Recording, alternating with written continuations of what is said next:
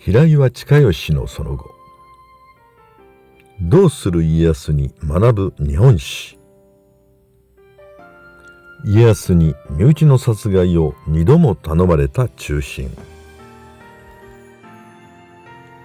平岩親吉は徳川家康の幼少時代からの側近だが、家康は余人には頼めぬと血で手を汚す身内の殺害という嫌な仕事を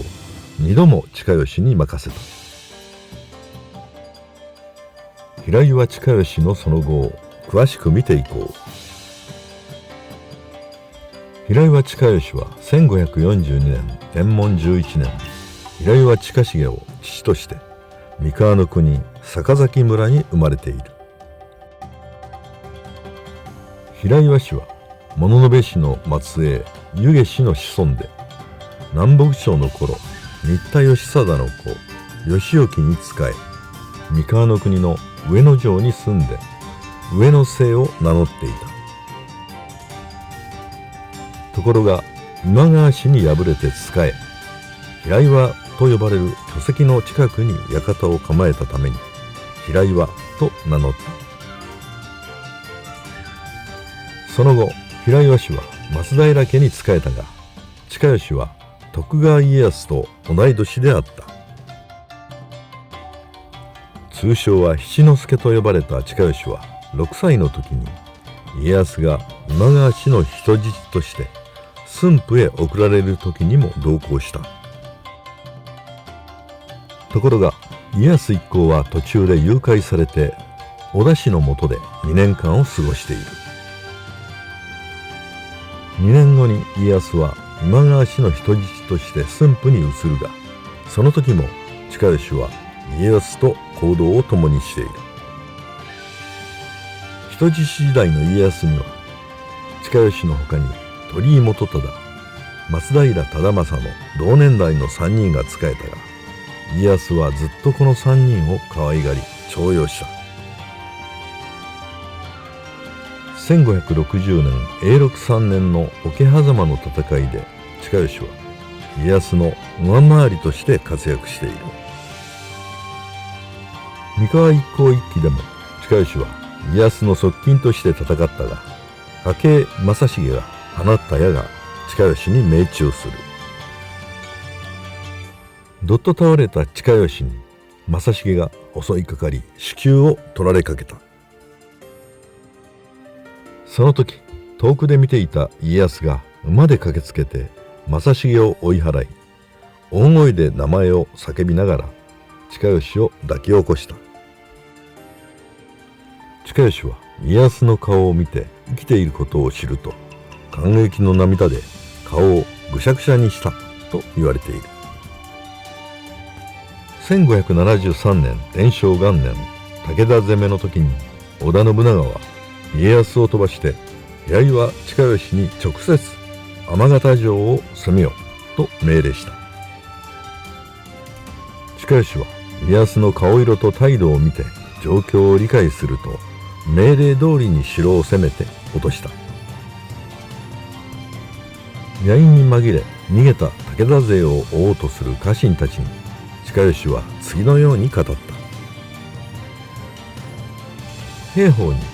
旧敵は追い詰めるなと戒めている。追えば血のりのある敵の術中にはまる恐れがある。城を落としただけでも十分だ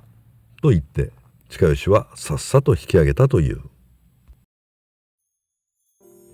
これを聞いた家康は大したものだと側近に語り、親吉を見直したという。1570年元亀元年、家康が浜松城に移ると、岡崎城に長男で12歳の松平信康が入ると、29歳の平岩親吉は3人の守役の一人に抜擢されている。ところが1575年天正3年、信長に家康の叔父水野信元が武田へ兵糧を流したという嫌疑をかけられる事件が発生する。信元が武田方の美濃岩村城主の秋山虎重に食料を売却したという容疑がかけられ、武田勝頼に内通していると信長に疑われたのである。信元は家康に面会して無実であることを訴えたため、家康は聖母お代の方の異母兄を菩提寺である岡崎城下の大樹寺へかくまった。ところが信長は信元の首級を早く差し出せと家康に矢の催促をする。窮地に追い込まれた家康は平岩親吉を呼び寄せた。そして家康は余人には頼めぬと語ると、親吉に水野信元を切腹させるようにと命令する。親吉は家康が会いたがっていると言って信元を籠に乗せて大樹寺から連れ出すと、人気のない道で不意に籠を止めた。そして信元に切腹するように勧めたが、信元は取り合わない。仕方なく親吉は脇差しで信元を殺害して信元の首級を上げている。徳川家康は血で手を汚す仕事、誰にも頼めないダーティーな役目は親吉のような三河フライの中心に任せた。そのため平岩親吉は泣く泣くそんな役回りを引き受けたのである。織田信長はさらに4年後には家康の正室築山殿と長男の信康が同じく武田勝頼に内通しているという嫌疑をかけた。信長の長女で信康の正室の徳姫が讒言したとも言われるが、真相は謎のままである。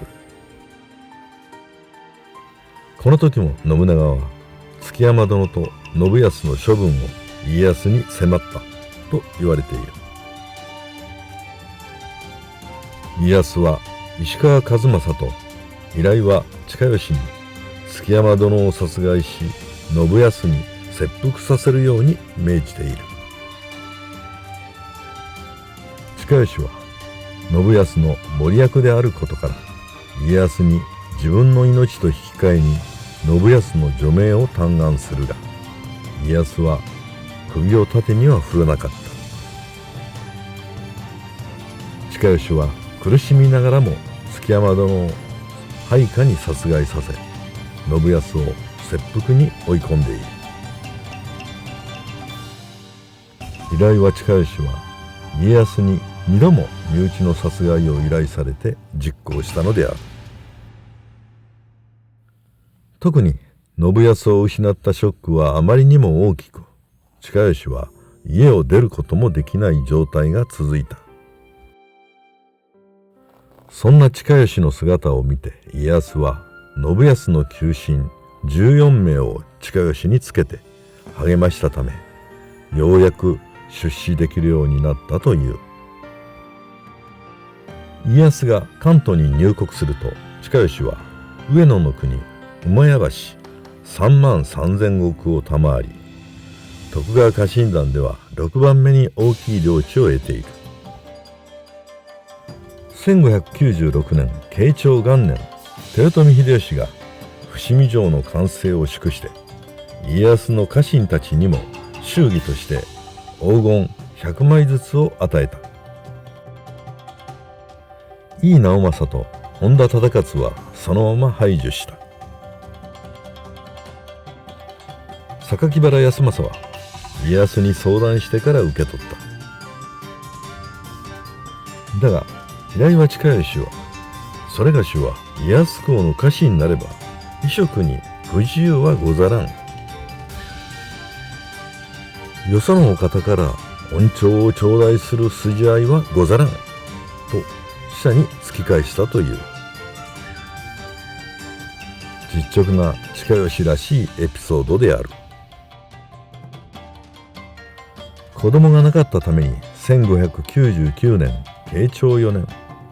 親吉は家康の八男千千代を跡継ぎに迎えたが、千千代は翌年に死去している。